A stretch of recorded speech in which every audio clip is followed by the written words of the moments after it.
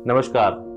क्या बिना साधन के या बिना सामर्थ्य के या आर्थिक रूप से सुदृढ़ता यदि नहीं है तो क्या फिर भी पुण्य कमाया जा सकता है? मैं एक सभा में था, मुझसे एक प्रश्न ये एक सज्जन व्यक्ति ने किया कि पंडित जी आप एक बात बताएं, यदि सामर्थ्य ना हो और यदि आर्थिक रूप से व्यक्ति सुदृढ़ ना हो और वह फिर भी पुण्य कमाने की इच्छा रखता हो या उसके मन में ऐसी इच्छा हो कि मैं कोई ऐसा कर्म करूं, सत्कर्म करूं जिससे पुण्य की प्राप्ति हो, तो क्या ऐसा कोई कार्य है? मैंने उनको जो जवाब दिया वह मैं आपके साथ शेयर करना चाहता हूं। मैंने उनसे बोला कि जरूरी नहीं कि सामर्थ्य की बात, सदियों से एक बात चलती हुई आ रही है, तन मन धन से मैं आपकी सेवा करूंगा।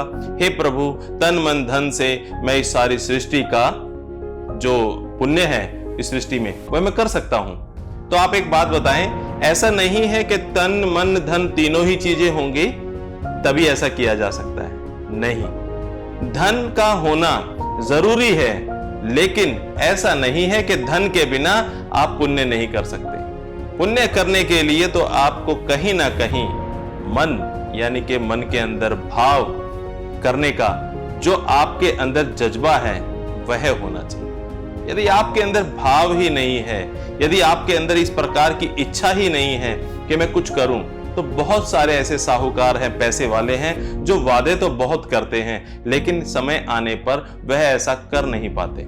आप किसी भी रूप में हैं, आप किसी भी अवस्था में हैं, आप किसी भी स्थिति में हैं, परिस्थिति में हैं, लेकिन आप अपने जीवन में यदि पुण्य कमाना चाहते हैं तो आप पुण्य कमा सकते हैं। मैंने एक छोटा सा उदाहरण उनको दिया।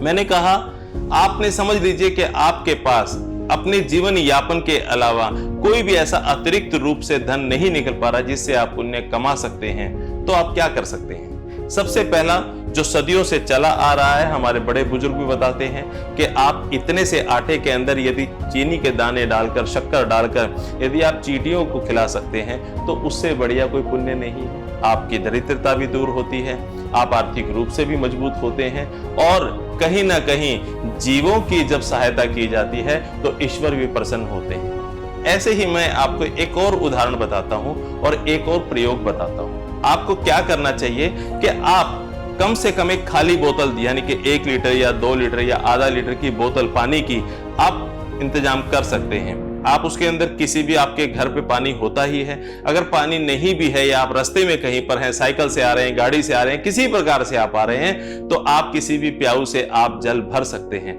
जल भरने के बाद अपने आसपास एक ऐसा सूखा वृक्ष देख लीजिए, मुरझाया हुआ वृक्ष देख लीजिए जिस पर किसी की नजर नहीं पड़ रही है और कोई उसकी सेवा नहीं कर पा रहा है। आप उसको जल देना शुरू कर दीजिए। आप उसको जल देंगे, कहीं ना कहीं जमीन की भी मजबूती होगी और यदि वह हरा हो गया तो ऊपर वाले की भी कृपा से प्रसन्नता में कोई कमी नहीं आएगी, क्योंकि जब सूखी चीज भी हरी हो जाती है या सूखी चीज का भाव भी हरा हो जाता है तो समझ लीजिए ईश्वर की प्रसन्नता बहुत ज्यादा हो जाती है। अब कहिए, अब आपको इसमें धन की आवश्यकता कहां पड़ी? जरूरी नहीं है कि धनवान होना ही हमें है और तभी हम जैसे होगा। हो सकता है इन पुण्य कर्मों के कारण आप धनवान बन जाएं, हो सकता है इस सत्कर्म के कारण आपके जीवन में भी हरियाली आ जाए। आप इस उपाय को करके देखें, आप यह उपाय बड़ा कारगर साबित होगा। इसमें कोई खर्च नहीं हो रहा है, इसमें खर्च सिर्फ जो है वो आपका भाव है और भाव जीवन के सभी स्तर को ऊंचे स्तर पर, हमें तरक्की के स्तर पर पहुंचा देता है यदि वह सच्चा भाव है, सच्ची निष्ठा है, सच्चा कर्म है, सत्कर्म है, तभी हम वहां तक पहुंच पाते हैं। तो दोस्तों, इस उपाय को करके देखें और अपने जीवन में लाभ उठाएं। जय श्री हरि, जय श्री हरि, जय श्री हरि।